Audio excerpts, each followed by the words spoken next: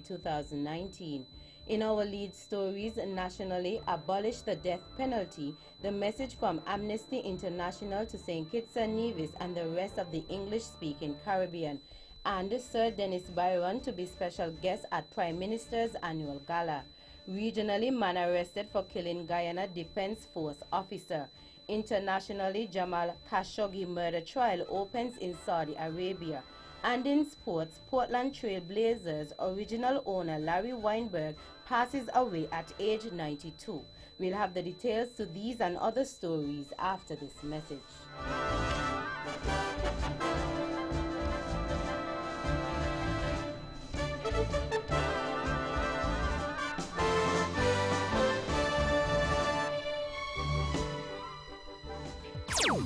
Another look. Different from how you've seen it before. Another look. Takes an in-depth look into business, politics, science, technology, religion, and more.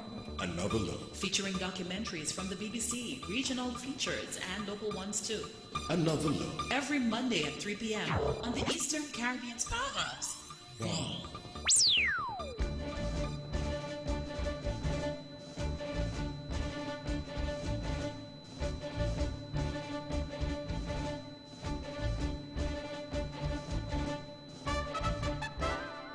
Welcome back, and now the national news in detail. St. Kitts and Nevis and the rest of the English-speaking Caribbean countries are marking their first decade as an execution-free region. This following the last execution to be held here in St. Kitts and Nevis at the end of 2008, and since then only half of the 12 English-speaking Caribbean countries have imposed new death sentences. Amnesty International, the London-based international human rights organization, says while it welcomes a significant reduction in the application of the use of the death penalty in the English-speaking Caribbean in recent years, it is urging all countries to abolish it. It said figures on the use of the death penalty in the English-speaking Caribbean indicate that there has been a significant reduction in the application of this punishment in recent years. Amnesty International said that the overall decrease in the death sentences in the region fully reflects global trends on the death penalty, noting that in the past decades, 13 countries have repealed the death penalty completely from their national legislation. The Right Honorable Sir Dennis Byron will be the special guest at the Prime Minister's annual gala set for this Saturday, January 5, 2019 at the St. Kitts Marriott Ballroom. Sir Dennis is the best-known legal luminary from St. Kitts and Nevis, having served the world, region, and the Federation during a distinguished judicial career that has spanned more than 35 years. The youngest person to be appointed a judge of the Eastern Caribbean Supreme Court, ECSC, at age 38, he was later confirmed as Chief Justice of the ECSC in April 1999 after acting in that capacity since 1996. In 2000, Her Majesty Queen Elizabeth II conferred Judge Byron with the award of Knight Bachelor, and in 2004 he was appointed a member of Her Majesty's Privy Council.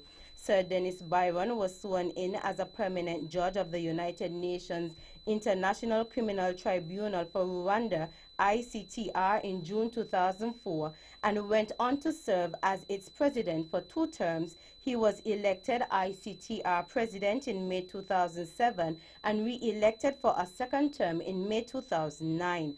On September 1, 2011, Sir Dennis was sworn in as President of the Caribbean Court of Justice, CCJ, and served in that role until July 3, 2018.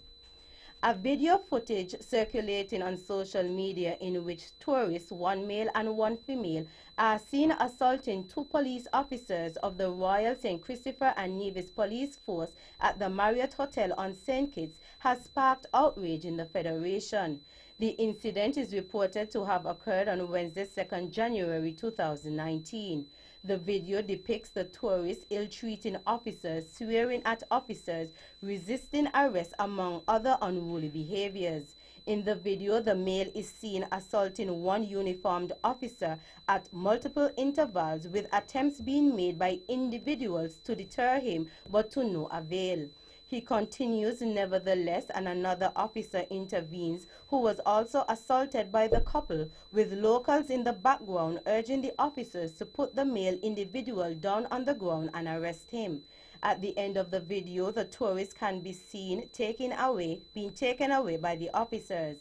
The VON Newsline understands that the tourists have already left the Federation, and according to the force, the couple was not charged for their misconduct towards the officers. In more national news, Unity had advanced the good governance agenda further than its predecessors by 1.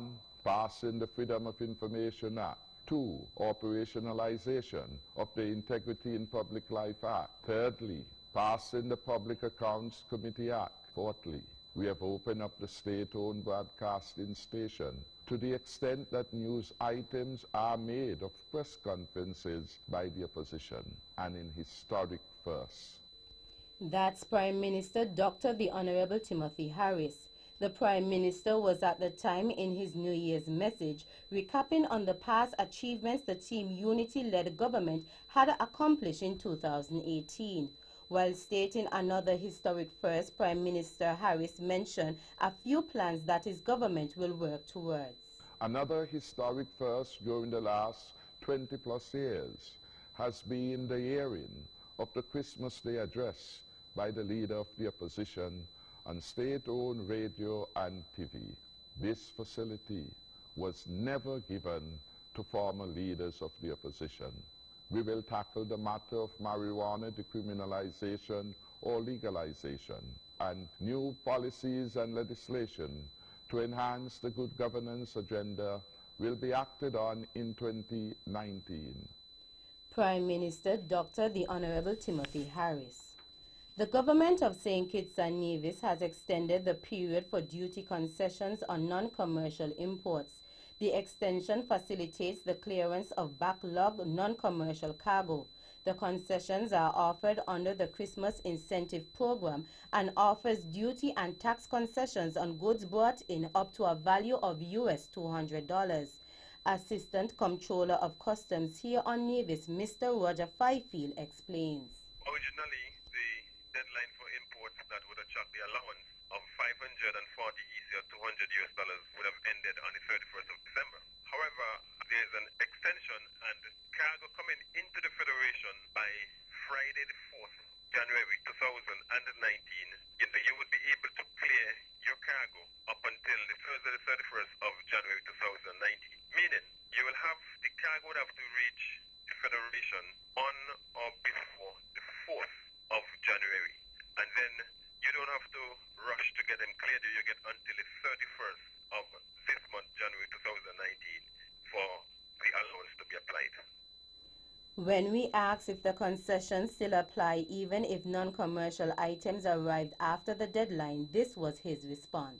Those that will be coming by ear, they come anytime after Friday the 4th of January 2019, the allowance will not be applicable. They will have to arrive in the Federation on or before the 4th of January 2019, and that are those that would be coming via air. And those that would be coming via sea, they would have to arrive in the Federation on or before Friday 11th January 2019. And both categories of sea and air, however, have the same end date of the 31st of January 2019 to be cleared out of the customs control. Even if you get your stuff, let's say, via sea on or before the 11th of January, and you're going to clear them in February, you would have to pay the full duties. Assistant Comptroller of Customs here on Nevis, Mr. Roger Fifield.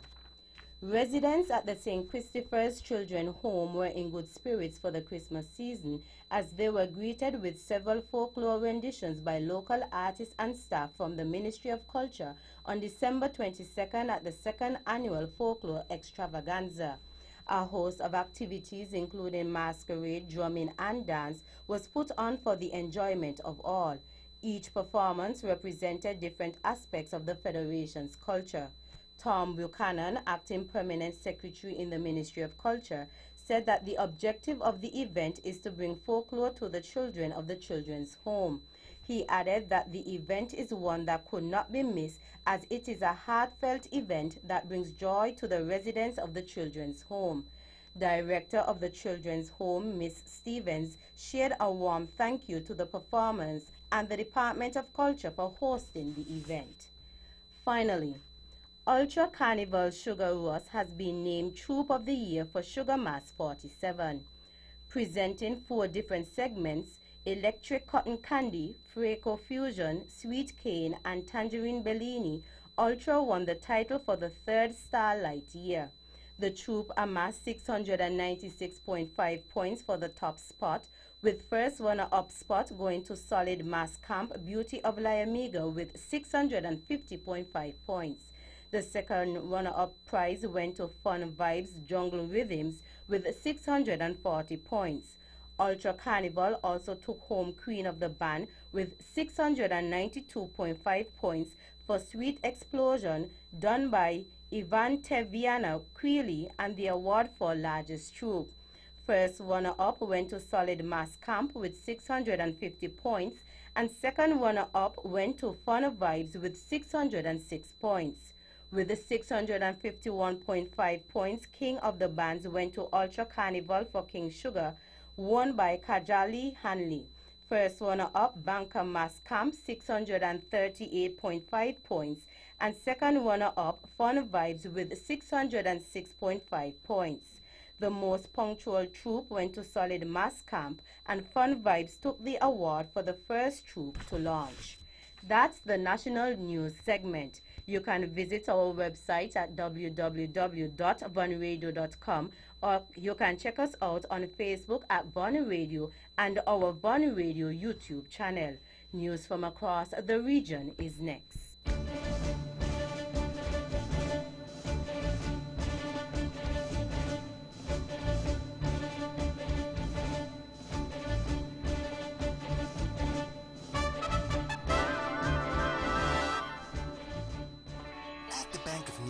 We know you have your personal as well as your business needs, and we're here to help. Our knowledgeable staff will work with you to help you achieve the financial success that you or your company needs in a competitive market. We offer solutions that make your banking experience easier, like our savings and checking accounts. Be sure to ask about our youth savers accounts and our Bank of Nevis Gold Club. We offer a wide range of personal loans, including mortgage, land, student, auto, and consumer loans. Have access to your funds instantly with our BeOnline internet banking and our debit and credit cards. We make international banking and investing easy. How's your business? Give it the leverage it really needs by letting the Bank of Nevis assist you with all the necessary funding for all your business expenses. It's that easy. What are you waiting for? The Bank of Nevis Limited, improving the quality of life. Like us on Facebook at www.facebook.com/The Bank of Nevis.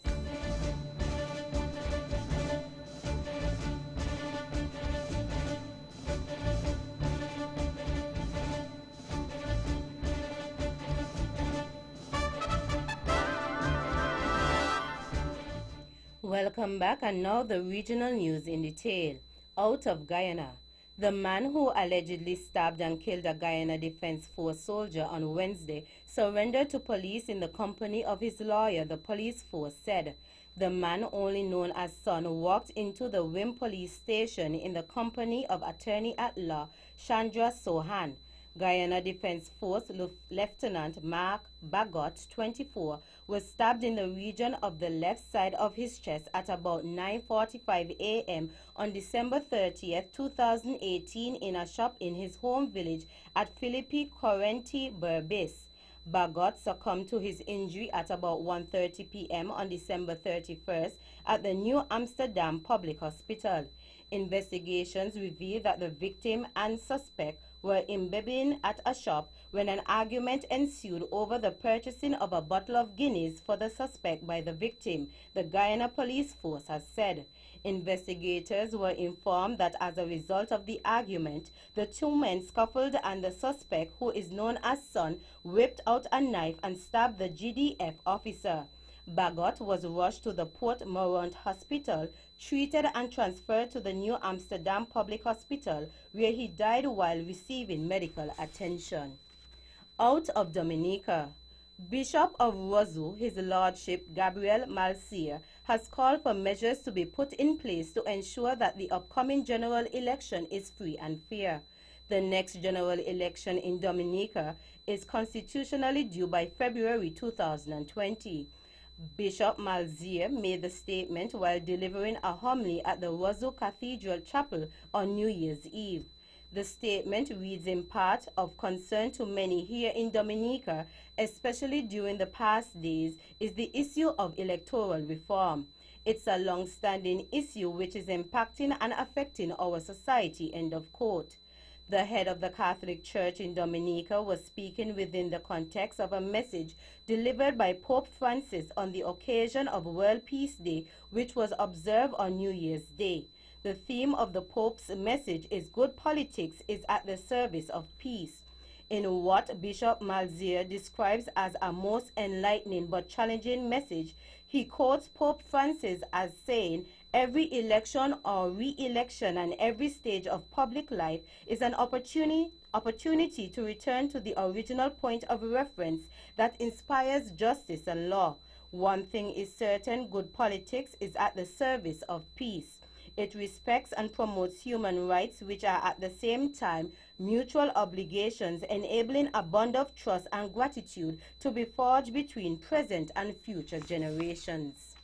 Finally, out of Jamaica, the Jamaica government on Monday dismissed calls for a postponement of the ban on plastic bags, which went into effect on Tuesday, January 1st.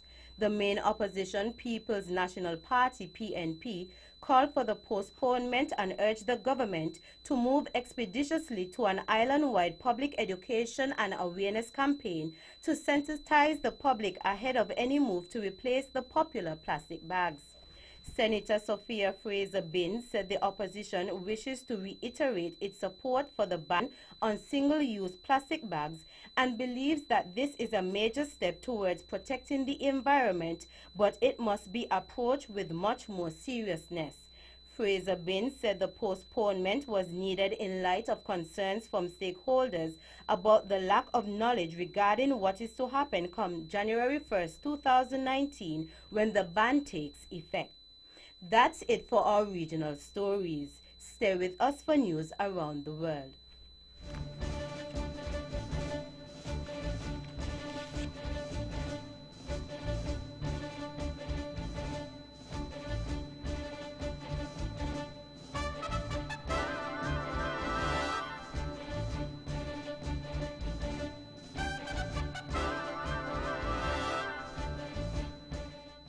Welcome back, and now the international news in detail. The trial of 11 individuals over the murder of Saudi journalist Jamal Khashoggi has begun in the Saudi capital, state media report.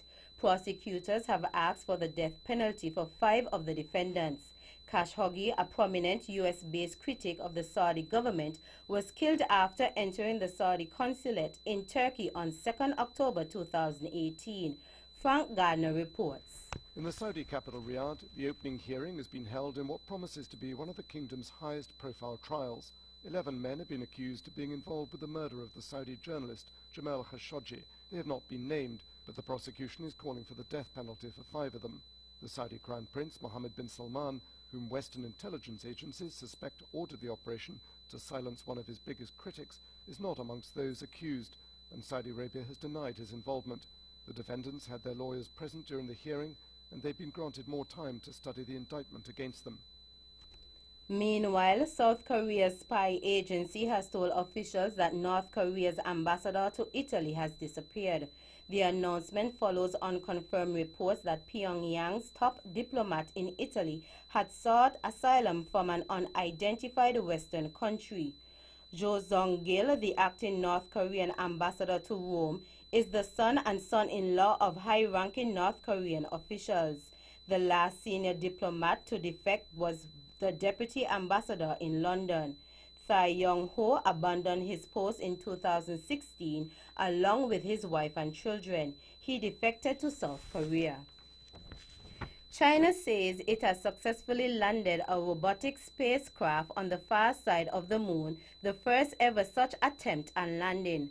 At 10:26 Beijing time, the uncrewed Chang'e 4 probe touched down in the South Pole Atiken Basin, state media said. It is carrying instruments to analyze the unexplored region's geology as well as to conduct biological experiments. They are also attempting to find water on the moon. One of Chang'e's missions is to shine a radar underneath its little rover, and if it gets reflections that say there's a heap load of water here, that's going to change the economics of our children and their children colonizing the solar system. It will make it a lot more economical, a lot easier, because water is, of course, rocket fuel, and it is the stuff of life. Finally, scientists have found the most likely source of Yemen's cholera epidemic, which is the worst in recorded history. Using genomic sequencing, researchers at the Wellcome Sanger Institute and Institute Pasteur concluded the strain of cholera originated in Eastern Africa and was carried to Yemen by migrants. They hope the data will help estimate the risk of future outbreaks and can be used to better target interventions. Since 2016, the epidemic has affected 1 million people and caused 2,770 deaths. That brings us to the end of our news segments. The latest in sports is next.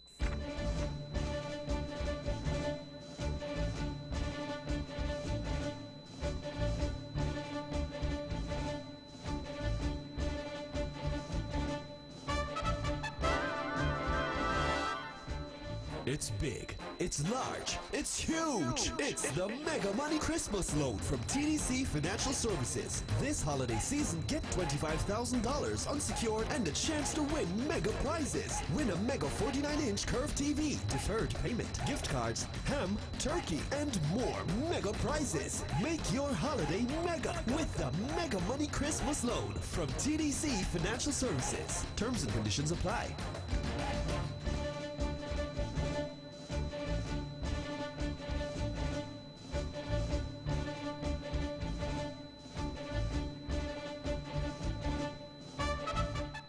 Welcome back, and now the sports in detail. In basketball, Larry Weinberg, inaugural owner of the Portland Trail Blazers, has passed away in LA, according to his family members. He was 92.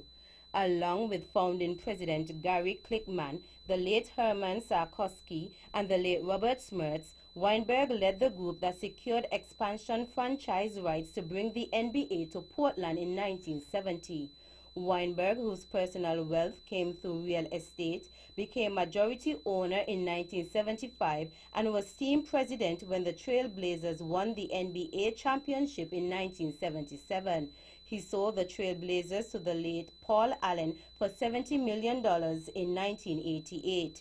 In January 2017, Weinberg and his family joined with the Trail Blazers in celebrating the 40th anniversary of the team's 1977 NBA championship. In football, Craig Bellamy has temporarily stepped down from his role as Cardiff City under-18 coach following the club's decision to investigate a bullying claim against him.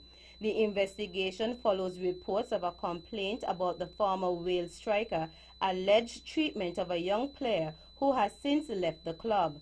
Bellamy, 39, denies the allegations. Cardiff City have not yet commented on the allegations or responded to Bellamy's denial of them. In a statement, Bellamy added, "I am aware of allegations that have been made against me via the media. I understand the need for Cardiff City to undertake a full investigation in response to these allegations, and at my own suggestion, I have temporarily removed myself from my coaching position in order to cooperate fully with the club's inquiry." In tennis, Katie Boulter and Cameron Norrie beat Serena Williams and Frances Tiafoe in the mixed doubles to give Great Britain victory over the U.S. at the Hopman Cup. The Britons fought back to win 3-4, 4-3, 4-1 in Perth after Norrie had stunned Tiafoe in the singles and Boulter had lost to Williams. Great Britain were already eliminated from the team event, but the win is a confidence boost before the Australian Open. The first Grand Slam of the year starts on 14th January in Melbourne. Finally, in cricket, Cheteshwar Pujara scored his third century of the series as India took control on day one of the fourth and final test against Australia. The 30-year-old, who scored 123 in the first test and 106 in the third, finished the day on 130 not out as the tourists closed on 303 for 4 in Sydney. Mayank Agarwal hit 77 after India lost KL Rahul in the second over. Humana Vinari ended 39 not out with India, who lead 2-1, needing a draw to clinch a first series win in Australia.